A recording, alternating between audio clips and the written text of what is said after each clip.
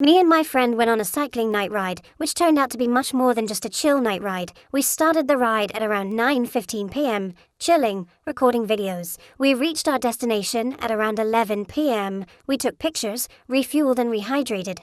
It was by this time that I realized my phone was dead. We then decided to have a sleepover at our friend's house. We arrived exactly 1 a.m. The three of us chatted for a little, and then I decided to grab my charger back home since it was only 5 minutes away. I live in a ped, a shared room with multiple people that have beds. I lived there for school since it only requires a minute of walking.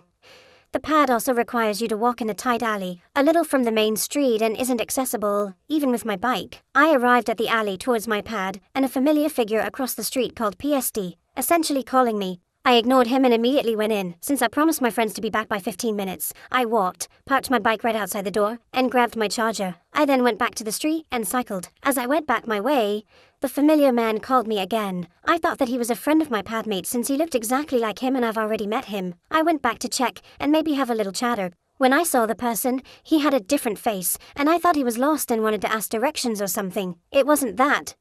The events went like this. "What are you doing? Just cycling around." He smiles. Yeah. Oh, what's your name? Juliana. I'm not going to tell Reddit my name, but I did tell him my real name, which was kind of stupid. And where do you go to school?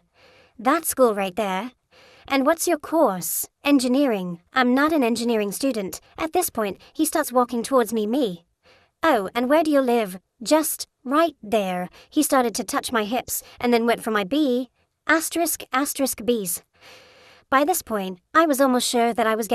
**************************************************************************************************************************************************************************************************************************̈ around to see if there are people seeing me. And where do you really live? He asked again, spanking my hips. I mentioned my dad's hometown.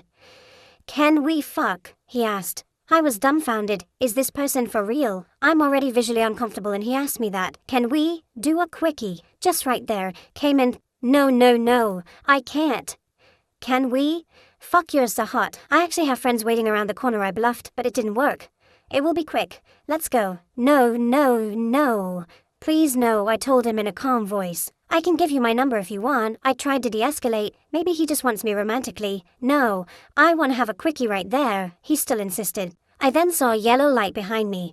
It was faint, but it made me feel calm. I instinctively went up and went back to my friend's house. As I looked back, he opened his phone and called someone. Now that I think of it, his phone screen was white when he put it up to his ear. Maybe it was a fake phone call, because calling someone wouldn't result in a white-colored screen. But I thought that he was calling an apprentice. I thought of the worst. Am I gonna get raped this night? I sprinted like my life depends on it. Took a different route, a 6-lane, unlit street that is only used by trucks. I almost vomited. The experience was gross.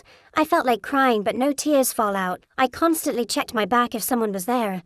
Maybe his accomplice, or maybe a police car just randomly patrolling. One then took on the most well-lit street. Even though it was the longer route, it was a street that had banks and grocery stores that were open 24/7. I'm glad that I survived that encounter, but I would rather not have to go through it. It was a real-life lesson.